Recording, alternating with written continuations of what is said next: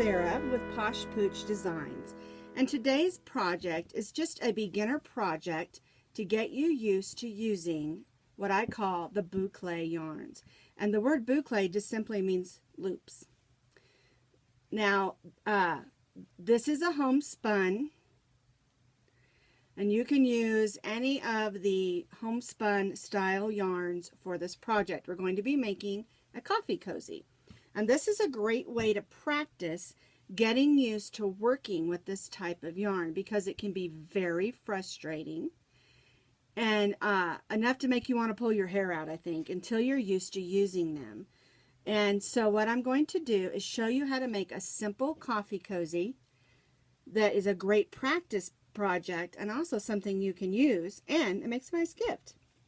So what you're going to need is, like I said, some sort of this boucle.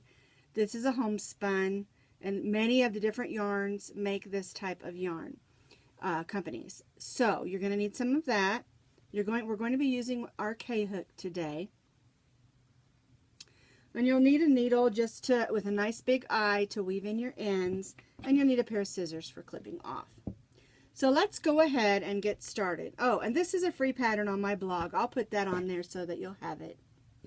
So what you're going to do, we're going to start with our slip stitch, our slip knot, and we're going to chain 10 chains. And the key to beginning is to make your chains loose. If you are a tight crocheter, we're starting with the K-hook, you might want to go up to an N for your chaining part. So we're going to chain 10, because we're going to have 9 stitches. 1, 2, 3, 4, 5, 6, 7, 8, 9, 10. And that's the base of our coffee cozy. And we're going to be stitching in the second chain from the hook in just a second. But it's very important when you're beginning to chain loosely, because really this next row is the hardest row, and that is finding your stitches in the chain. So we're going to be doing a double crochet in the second chain from the hook. And if you don't know what a double crochet is, you loop over, go in the stitch or the chain, whichever you're working on, yarn over, go through the first 2, and go through the second 2. And we're beginning on the second chain from the hook. Now, the best way to find your chains is with your thumb and your finger. So what I do, I just find it, get my yarn over, and go right in that stitch and do my double crochet. This is the best way to practice working with this yarn. And again, keep your double crochet stitches loose. And if you are a tight crocheter and you feel like you're stitching too tightly, go ahead and stitch the whole project with an end hook or even bigger, whatever makes you more comfortable. This is basically practicing a swatch. And we're just going to use it, turn it into a coffee cozy so that we can make something useful. You can see I'm finding my stitches by using my finger and my thumb, and I'm loosely stitching double crochets. Let's see if I found all my stitches. 1, 2, 3, 4, 5, 6, 7, 8, 9. Yes, we chained 10. We put our first double crochet in the second chain from the hook, and then we stitched 8 more double crochets. Now we're going to chain 3. 1, and this also needs to be loose. 2, 3, and we're going to turn. And because we did our chain 3, it counts as our first double crochet, so we're not going to put one in our first stitch. We're going to put a double crochet in the second stitch. And you'll see now you can easily spot the tops of all your stitches, and you go right through those stitches, making your double crochets. Each row will have 9 double crochets. A chain 3 counts as our first double crochet, and then 8 additional double crochets. I wanted to make a nice and easy project for those of you who have never worked with this yarn, because it can be so hard to work with at first. But once you start looking at it and studying how the stitches lay, you'll love it.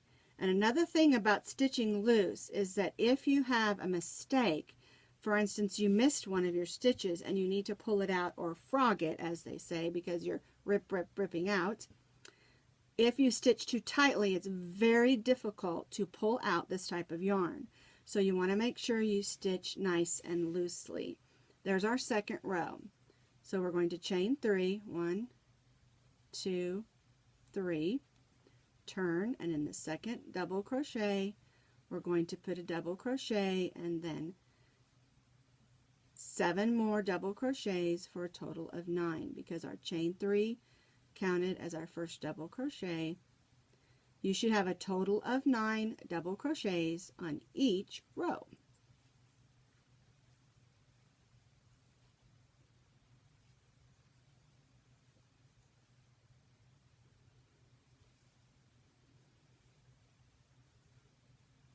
And then we put our last double crochet in the top of that chain 3, and that's another reason that chain 3 needs to be nice and loose.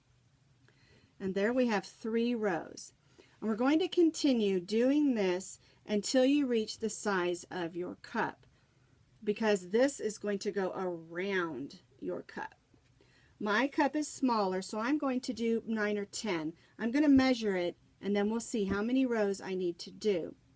So you're going to continue doing rows of double crochet for as many rows as your coffee cup is.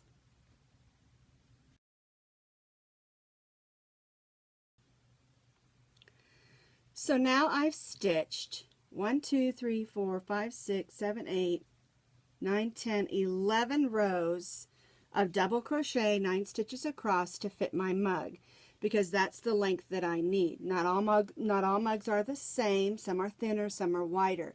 So stitch the amount that you need. This 11 rows will fit your standard coffee cup. Now, the last thing that we're going to do, there are 2 ways that we can attach this. So I want to make 1 more row of double crochet, so we'll have a little bit of overlap.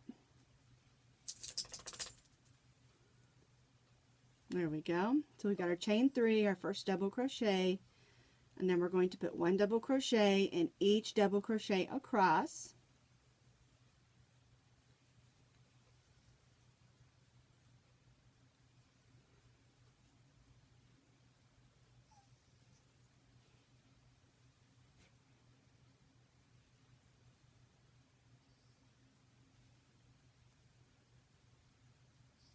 Now, if your mug is a straight coffee cup, what I mean by that doesn't make much sense, does it? What I mean by that is if your mug is one like this, that you're just going to slip up the coffee cozy on, then what we'll do is we'll put the 2 ends together, and then we will slip stitch across the end. So you wouldn't chain 3 on the last one. You'd put your hook through the first stitch and then go through the first chain and just slip stitch across. Now I'm not going to do it right now because I want to show you the other way as well, and then you would just slip that on. The other thing that you can do is add a button.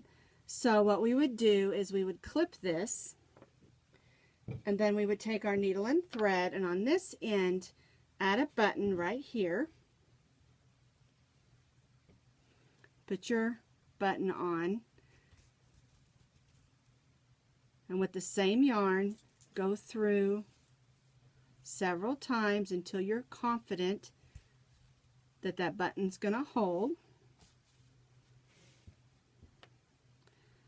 I'm just going to give it a little snug down here in the back. Couple of stitches, not stitches, knots. We'll go ahead and clip those, get those out of the way. And then, because this is so open, and we've got 9 stitches, you can go right to that center stitch, put it off of there, and just slip that right over just like that, and that will hold your sleeve on your coffee as well. Now my coffee cup is a slide on, so I'm going to go ahead. We need to weave that end in, don't we? There we go. I'm going to go ahead, and I like that button there, so I'm just going to leave it. And I think it's cute. So I'm just going to go ahead and slip stitch across through. So you'll go through each stitch. You need to take your time and find your stitches. And make sure your slip stitches are nice and loose, because if your slip stitches are too tight, it'll pucker, but also make it difficult when you go to slide it on your coffee cup, because you'll have a tight edge, and you don't want that. You want nice and loose. I kind of give it a little bit of a pull. Got 2 more here. Get in there. There we go. And then 1 more. I'm working in that chain 3, so I want to get it through there. There we go. There's our slip stitches. And I always kind of take a look, see if it lays nice and flat, because we want it to lay nice and flat. Then we'll give ourselves a little bit of string, a little bit of yarn, tie that off. And then we'll use our needle and weave in that end, but I'm just going to tuck it inside to save some time. So even though I don't need the button, I think the button is really cute. And then I'll just take my cup, because I've got the slide-on kind. I've got coffee in my cup, so I'm trying not to spill it. There we go. All slid up. I'm going to lean it over so you can see it. Isn't that cute? And now you've made a nice practice project. Let's stick that string inside, that you can use and practice. And these are great gifts. So make a bunch of these, practice getting used to this type of yarn, and you won't hate it anymore. I think you'll love it.